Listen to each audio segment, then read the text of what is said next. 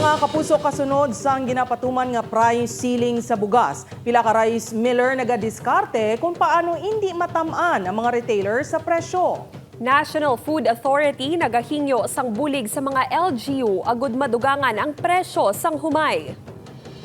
Ay, kung naglubo ang presyo sa bugas, presyo naman sa kamatis nagtaas. Nakatutok Zen Kilanta.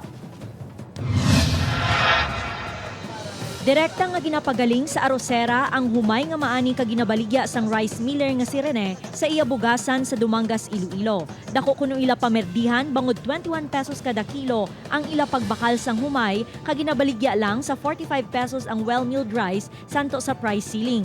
Diskarte sini limitahan sa napulo ka sako ang ginabaligya. Sa time nga ni nga nangingagaw namon nga nakabakal kami sang barato, at least maginan siya namon siyang gamay-gamay lang.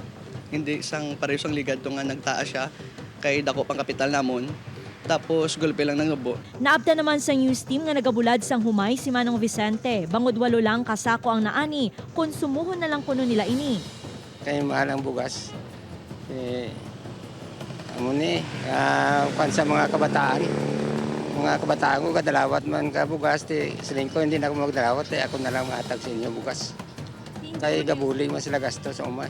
Suno sa National Food Authority 6 nagapabilin sa 19 pesos kada kilo ang baklanay sang clean and dry palay. Mas manubo ang presyo sang basa nga humay bangod kinahanglan pa nila i-dryer kag depende ang presyo sini sa kabug-aton kag ang moisture content.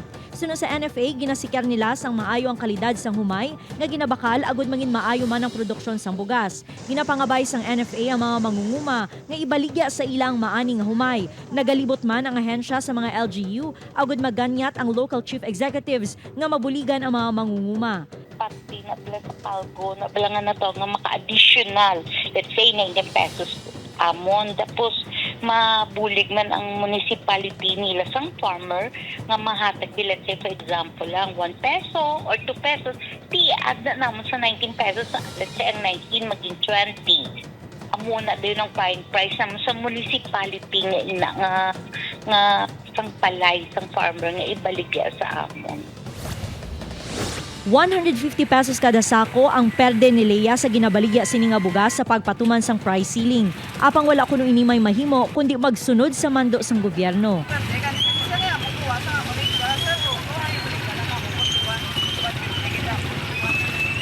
Konsumahon kuno 5 ka pesos kada kilo o kun napulo ka pesos kada gantang ang ila pierde. Ginapatuman na sa merkado sa Rojas City ang price ceiling matapos ginsapol sang LGU. Kaupod ang DTI kag DA ang mga rice retailer na tuhoy sa pagsunod sa mando.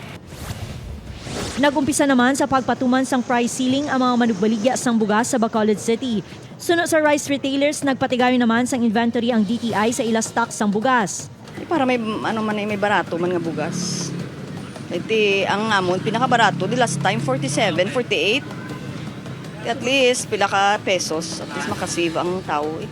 Samtang kung nagnubo ang presyo sang bugas, talalupang do naman ang pagsaka sa presyo sang kamatis. Naglabot ini sa 160 pesos ang kilo. Sa weather, basta magulan-ulan na muna siyang price. Daw tanan mo nagdalaas. Mga dahon-dahon. Sunod sa mga manugbaligya, posible nga magbalik sa normal ang presyo sa mga ulutanon sa pagmaayo man sang tiyempo. Upod kay Romel Porquia, Zen Kilantang, One Western Visayas.